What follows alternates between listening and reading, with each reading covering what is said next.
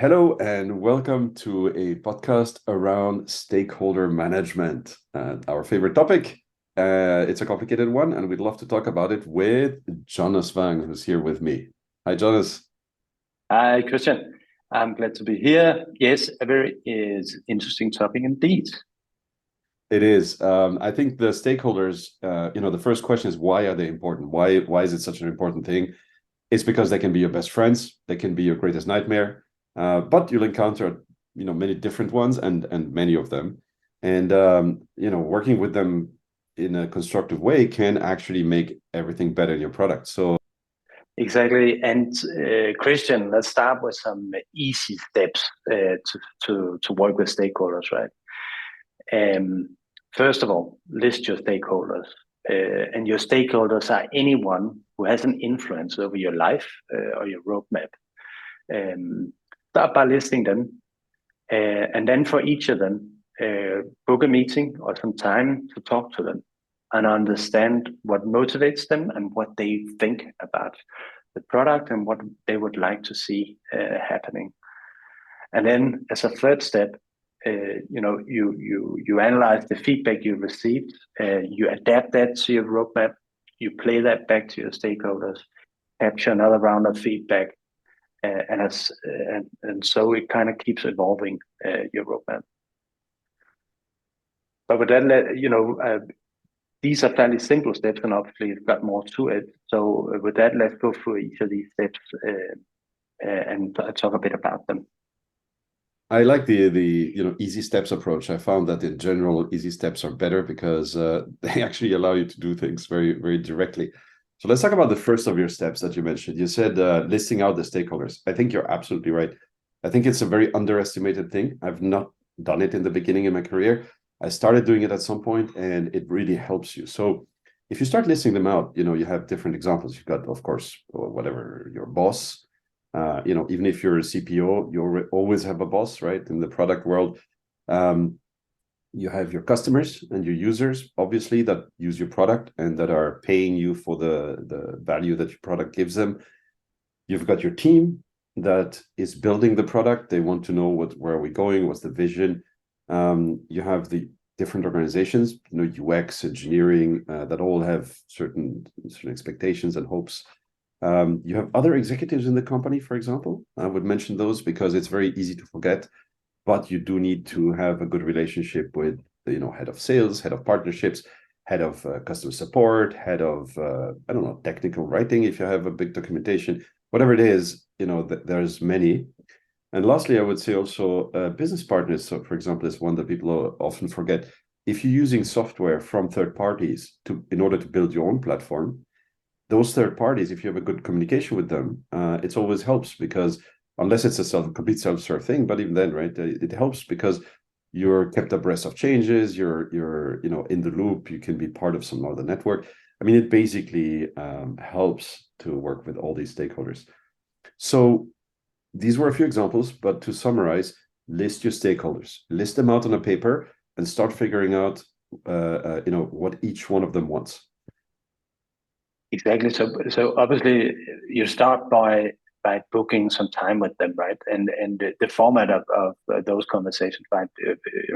Is what makes sense. Whether that's an informal cup of coffee, or if it's an actual meeting in an office, right? But whatever fits the purpose, and just make sure you get some time with either with your specific stakeholders or with members of your stakeholder groups.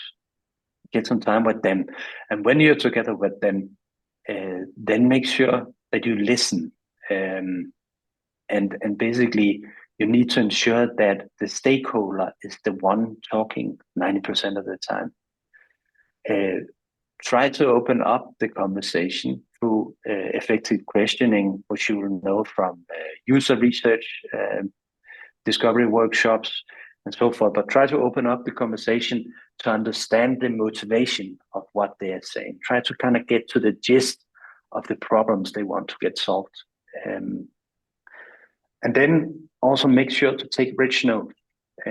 What I mean by that is note down as much of the feedback they give you even the feedback that doesn't seem to be important right now in the conversation, that feedback might turn out to be very valuable if you hear multiple stakeholders or all stakeholders providing the same feedback, or it can be helpful context to you later on. So make sure you capture as much of the feedback as possible as you have the conversations. And then while you're talking to the stakeholders, make sure not to solutionize on behalf of the stakeholders, or by any means, by other means, try to validate the ideas they might bring forward. The issue here is that you can get caught up in promoting an idea proposed by a stakeholder, which eventually may not be prioritized, and that can cost you credibility with the stakeholder, but also could cause you some issues around stakeholder management in general. So now you've captured all the feedback from stakeholders. Now is the time to start analyzing that feedback, see the patterns in the feedback and the data you collected, and now you're ready to start working on your roadmap. So exactly, perfect. I think the advice is very good to never commit to any features live in a meeting.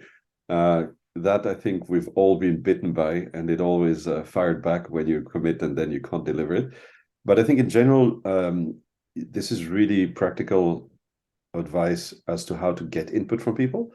And then you need to build your roadmap. So building your roadmap is really important, that you consider all of the input, because some features you will have to build, some features can be across the teams. The roadmap, however, is really important to have because it will be a communication between you and your stakeholders. So when you question them, you get input. And when you build the roadmap, you then have a tool on which you can iterate with them. So it's not a one-way communication, as in, hey, here's a broadcast, here's a roadmap, live with it. But it's supposed to be a discussion, negotiation, iteration tool with the rest of the company, your clients and users, and anyone else. And I think there's really good examples that are publicly visible as well of companies that put out their roadmaps and people getting feedback, people can know what to expect. And so it's a great tool to basically negotiate with people. So I will mention that I've had a case where I've asked a team of 7 executives what their priorities were for the business, and I ended up with 17 priorities. And the reason we're having this discussion is because the company was having a few issues. But basically, you start these discussions and you realize how different also everybody, sees the business, sees the solutions. So all of this exercise, speaking with the stakeholders, ingesting what they're saying, and then putting out a roadmap, allows you to really align the business and do the best you can and have the biggest impact you can with your product, with the time you invest in building a product, right?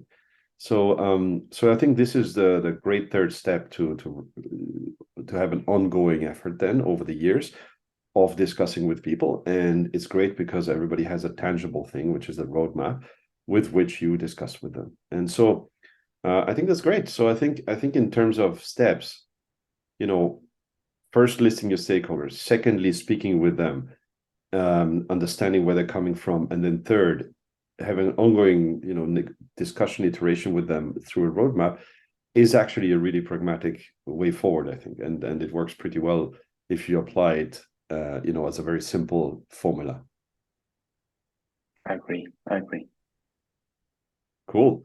So this was a very short run through of stakeholders. It's supposed to be a recipe, so you can apply it directly.